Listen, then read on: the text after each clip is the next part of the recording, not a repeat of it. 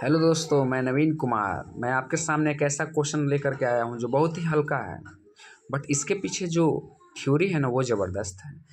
तो एक फार्मूला आप लोग बार बार पढ़ते होंगे सर के माध्यम से कि क्या भाई, ये जो आर गुने टी प्रतिशत जो होता है ना वो एस आई के बराबर होता है। अब ऐसा क्यों होता है एस आई के बराबर? तो देखिए, हम जानते हैं कि एस आई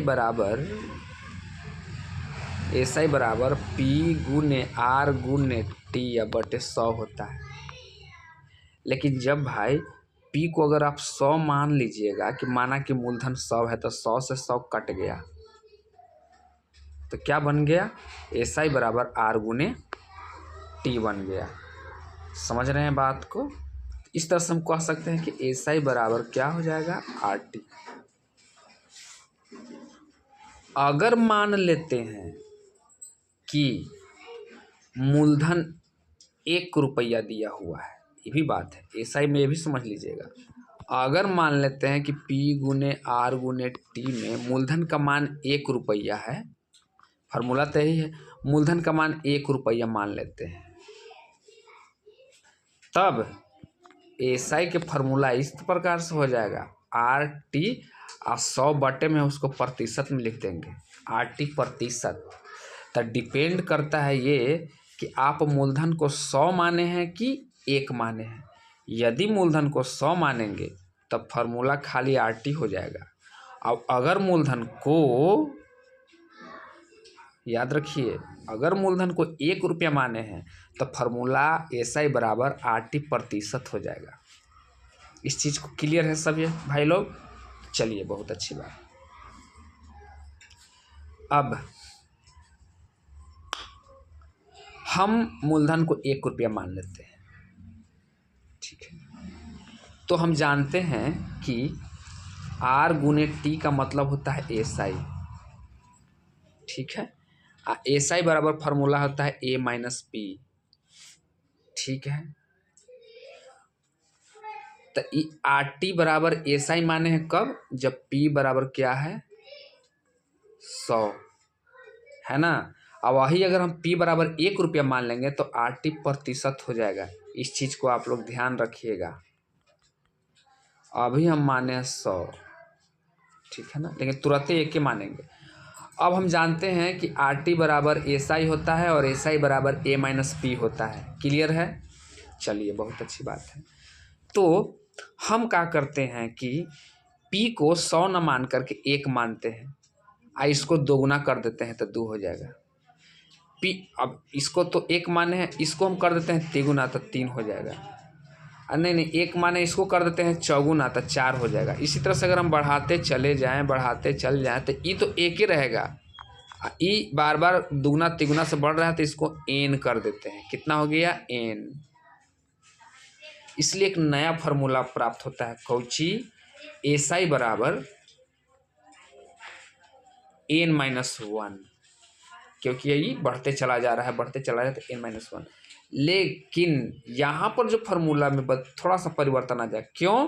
क्योंकि हम P बराबर क्या माने हैं? P बराबर 1 माने हैं, तो यहाँ पर आर टी का जो मान हो जाएगा साथ में प्रतिशत भी लग जाएगा, क्योंकि 100 तो माने नहीं है। पहले ही हम बता चुके हैं कि 100 जब मानेंगे तो प्रतिशत हट जाएगा और 1 जब मानेंगे तो प्रतिशत यहाँ लग जाएगा। तो नया फार्मूला क्या मिला?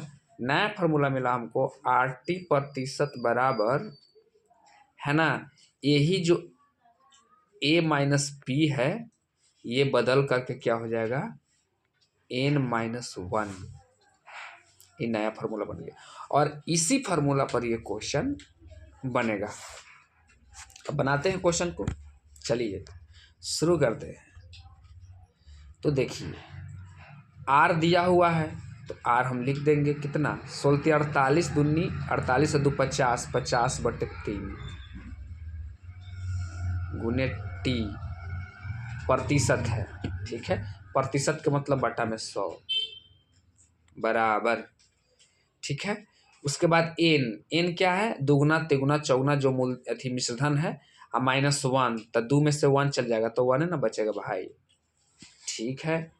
अब काटेंगे, 0 से 0 कट गया, और कटेगा, कटबे करेगा, 5 दूनी 10 कटेगा, ठीक है ना। तो क्या बच गया भैया, यानी बच गया t/6 बराबर 1, इसलिए t बराबर 6 वर्ष। यही आंसर हो गया। नेक्स्ट क्वेश्चन,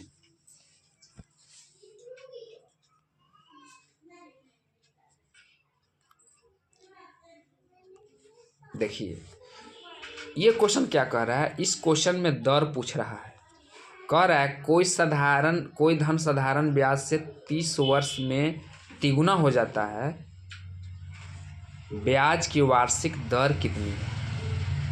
पिछले वाले क्वेश्चन में समय पूछ रहा था, इसमें दर पूछ रहा है, तो फार्मूला वही लगाएंगे, क्या, RT% बराबर N-1, ठीक है। चलिए, तो R तो निकालना है, गुने T का मान 30 अब बटे में 100 अब बराबर में तिगुना, तिगुना का मतलब यहाँ पर 3 लिखाएगा, है ना। तो 3 - 1 कितना हो जाएगा, 2, ठीक है। बहुत अच्छी बात है। अब हम क्या करेंगे, काटेंगे। तो कैसे काटेंगे, ध्यान से, 0 से 0 कट गया, यहाँ में 1 छिपा हुआ रहता है। अब हम R का मान निकालेंगे, तो ये तिरछा तिरछी गुना हो जाएगा, तो 10 दूनी की 20, ई आ जाएगा इधर, तब 20/3 मतलब 6.2/3% आंसर।